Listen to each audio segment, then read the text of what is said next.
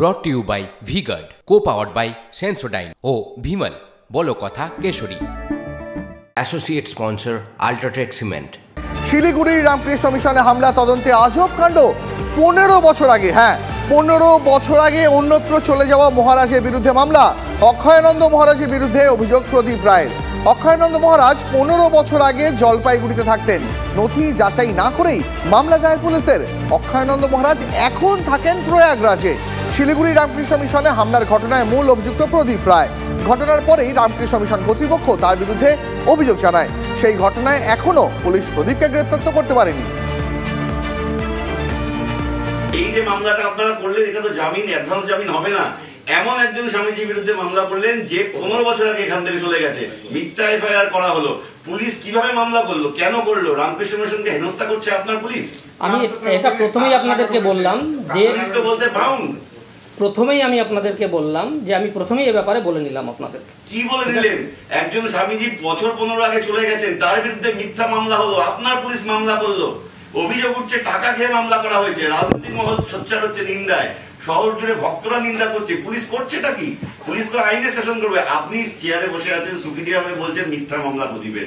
আপনার থানা ওই অভিযুক্তের বয়ানে মিথ্যা মামলা হলে আমরা যেটা মিথ্যা হবে অ্যাজ পার ল আমরা ব্যবস্থা নেব, সেটাও আইনানুগ ব্যবস্থা হবে। শুনলেন টিভি9 বাংলার প্রতিনিধির প্রশ্নের মুখে কেমন আমতা আমতা করছে পুলিশ। তারপর কি ঘটলো দেখাই আপনাদের। আপনি কে? গেটে কেউ ছিল না, গেটে কেউ ছিল না। ঠিক আছে, আপনি কে? ঠিক আছে, আপনার পরিচয় কি?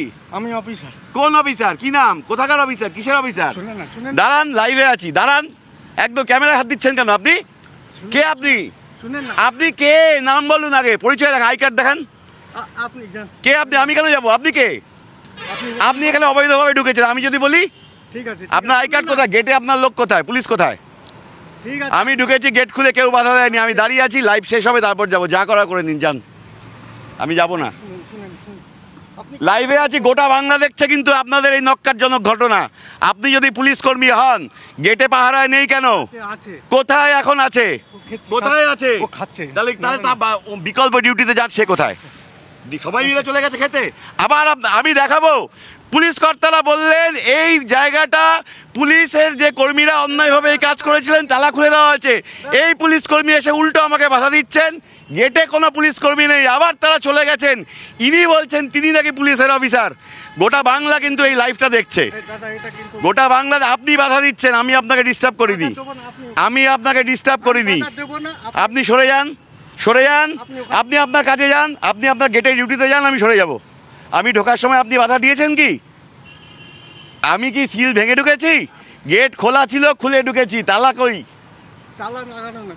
তালা খোলা আছে, আমি তালা খুলে ঢুকেছি। আপনি ড্রেস পরে আসুন। প্রথম কথা, আপনাকে আমি চিনতে পারছি না, আপনি পুলিশ বলে।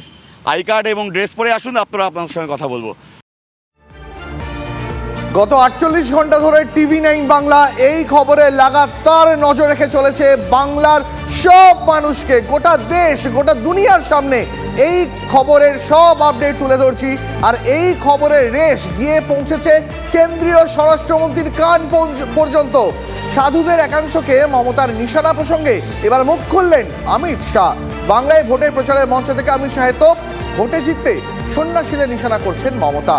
ভারত সেবাশ্রম রামকৃষ্ণ মিশনকে দোষারোপ করছেন। স্বামী প্রণবানন্দ না থাকলে বাংলাদেশ হয়ে যেত এই বাংলা।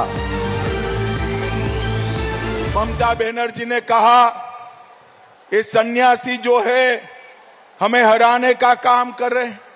भारत सेवाश्रम संघ रामकृष्ण मिशन इस पर आरोप लगाया। अरे ममता दीदी, भारत सेवाश्रम संघ न होता, स्वामी प्रणवानंद न होते, तो हमारा बंगाल आज बांग्लादेश में होता। स्वामी प्रणवानंद जी ने बचाया। चुनाव जीतने के लिए त्यागी तपस्वी सन्यासियों पर हमला करने का काम बंद करो। आपको वैसे भी चुनाव नहीं जीतने वाली। রাজ্যে এসে তীব্র ভাষায় মমতা বন্দ্যোপাধ্যায়কে আক্রমণ করলেন কেন্দ্রীয় স্বরাষ্ট্রমন্ত্রী অমিত শাহ। পাল্টা কি আক্রমণ ধেয়ে এলো তৃণমূলের তরফ থেকে? কি বলছেন শান্তনু সেন, শোনাবো। আমাদের নেত্রী মমতা ব্যানার্জি এবং আমাদের সেনাপতি অভিষেক ব্যানার্জি পরিষ্কার বলেছেন, আমরা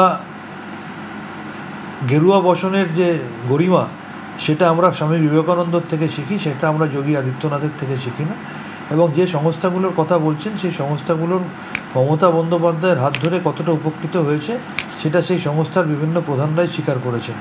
ব্যক্তিগতভাবে কয়েকজন বিজেপিকে সাহায্য করার জন্য বিজেপির নির্বাচনী প্রচারের মঞ্চে বসে তিনি বিজেপির হয়ে কথা বলছেন, তার বিরুদ্ধেই প্রতিবাদ। এই ধরনের সংস্থাগুলোর প্রতি আমাদের শ্রদ্ধা, আমাদের ভক্তি ছিল, আমাদের ভক্তি শ্রদ্ধা আছে এবং আমাদের ভক্তি শ্রদ্ধা থাকবে।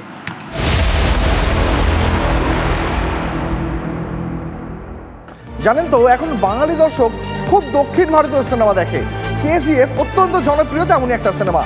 জানেন কি এই রামকৃষ্ণ মিশনে হামলার পিছনে রয়েছে একটা কেজিএফ গ্যাং। দক্ষিণী সিনেমার অনুকরণের দুষ্কৃতী বাহিনীর নামই হচ্ছে এই কেজিএফ। জমি দখলে সিদ্ধহস্ত এই গ্যাং, যে কোনো দুষ্কর্মে মাসলম্যান ভাড়া দেয় এই কেজিএফ গ্যাং। এমনকি শায়েস্তা করারও বরাত নেয় এই গ্যাং। বিভিন্ন দুষ্কর্মের জন্য আলাদা আলাদা রেট রয়েছে এই গ্যাংয়ের। রামকৃষ্ণ মিশনে হামলার পিছনে ছিল এই গ্যাংই। জমি মাফিয়াদের সঙ্গে ছিল এই গ্যাংয়ের লোকজন। সব মিলিয়ে এখনো পর্যন্ত 5 জনকে আটক করেছে পুলিশ।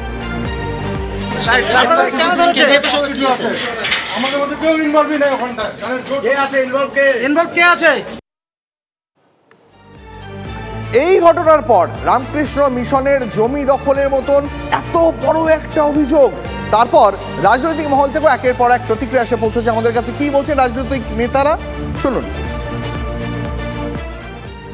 এটা অ্যান্টি সোশ্যাল কাজ।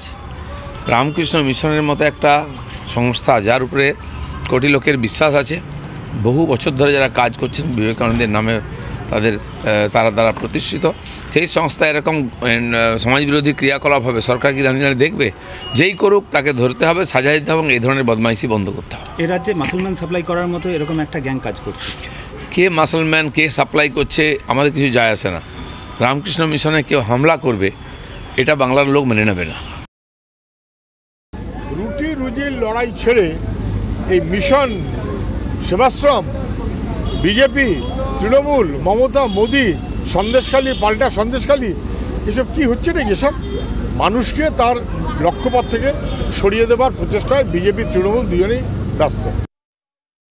এর সাথে রাজনীতির কোনো যোগ নেই। জমি মাফিয়ারা এই ধরনের নোংরামো করেছে, ইতিমধ্যে প্রশাসন কয়েকজনকে অ্যারেস্টও করেছে। আগামী দিনে প্রশাসন দৃষ্টান্তমূলক ব্যবস্থা নেবে, দোষীদের চিহ্নিত করে শাস্তি দেবে। রাজনীতির কারবারিরা কে কি বলছেন তো শোনালাম, এবার শোনাই প্রাক্তন পুলিশ কর্তা অনিল জনা তার প্রতিক্রিয়া। যখন এই ধরনের ঘটনা ঘটবে জানবেন তার কিছুদিন আগেই উনি ইনস্টিগেটিং কথাবার্তা যাবৎ সিএ নিয়ে বলেছেন, 300 কোটি টাকা রেলের সম্পত্তি পুড়েছে, হাতে সংবিধান নিয়ে নাটক করেছেন, বিধানসভার অ্যান্টিক ফার্নিচার ভাঙচুর হয়েছে। এখানে এবার বুঝুক, মানুষ বুঝুক কাকে ভোট দিয়েছে, মানুষ বুঝুক। দুর্ভাগ্য আমাদের। আর সিভিল ডিসপুটে পুলিশ ডাক গলাতে ঢুকবে, তালা বেড়েছে দেখলাম আশ্রমটা, পুলিশের এখতিয়ার আছে তালা মারা, বুঝবে? এই লজ্জা, লাজ লজ্জা বলে পুলিশের কিছু নেই। Brought to you by V-Guard, co-powered by Sensodyne ও ভিমল, বলো কথা কেশরী। Associate sponsor UltraTech cement.